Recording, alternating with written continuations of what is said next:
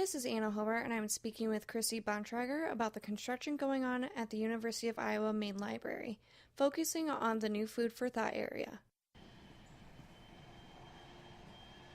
Can you say your name and what you do here at the library? Sure. My name is Christy Bontrager, and I am the Manager of Public Relations here in the library. About the renovations here, can you just tell me a little bit about what they are, how you got started, and what you're striving to get to? Absolutely. So what's happening in the library, on the first floor of the main library, about half of the footprint of the building is being renovated into a learning commons. Now, learning commons is something that is not a brand new idea. There are learning commons at other institutions, and we've visited those. Great. So what do you think the students' most popular area would be? Because I know the Food for Thought is a big part of the renovation. Absolutely. And I think the Food for Thought is going to be a very popular spot, because right now the Food for Thought here in the main library, well, before the construction started, was one of the top locations outside of the IMU to buy food. And it's nothing more than a food window. There's like nothing, you can't even really buy very much there.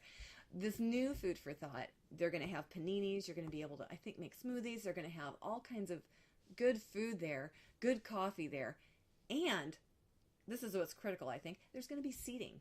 I mean, currently there's no seating. There's no cafe. It's just you walk up to the window, you buy your food, and then you, wander around with it. The Food for Thought, that is the biggest part, that it is like a concession stand. Yeah. It's exactly like a concession stand. And I talked to Terry yesterday about it, and he's the coordinator of Food for Thought. And I read a bio on him that says he's been working here since 2007. So he's got a good rundown of how it works. And he said that they're not sure if it's going to bring in more students. Hopefully it will, because it's bigger and it offers more. What is your thought on bringing in more students that way, and the possible positions, new employees in the Food for Thought area? So currently the library, we do gate counts. So every year our gate counts are about 2 million people.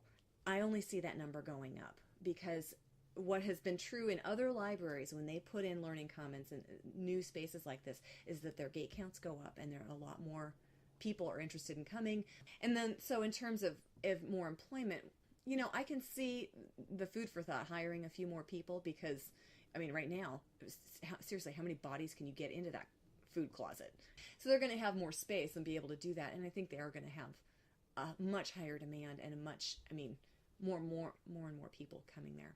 And then the other thing I wanted to talk about was I've seen the whiteboard downstairs by the information desk that you've tried to get the students involved in the renovations. Have you done, what all have you done to try and get them involved? Long before the whiteboard, long before the construction wall went up, we've been working with student government. We've done surveys and things like that with students all through the design process, all through the, kind of, what do we need in this space? What would be helpful to you? And so we've done a lot of student feedback that way. Downstairs, what we've got going on with the whiteboard is now we're getting down to the end. That's kind of some fun little stuff. So the last thing you probably saw, we had these chairs, which I thought were really fun. And so we put the chairs out there and put letters on them, and we encouraged everyone to sit down in them. And, what are you going to want to sit around in?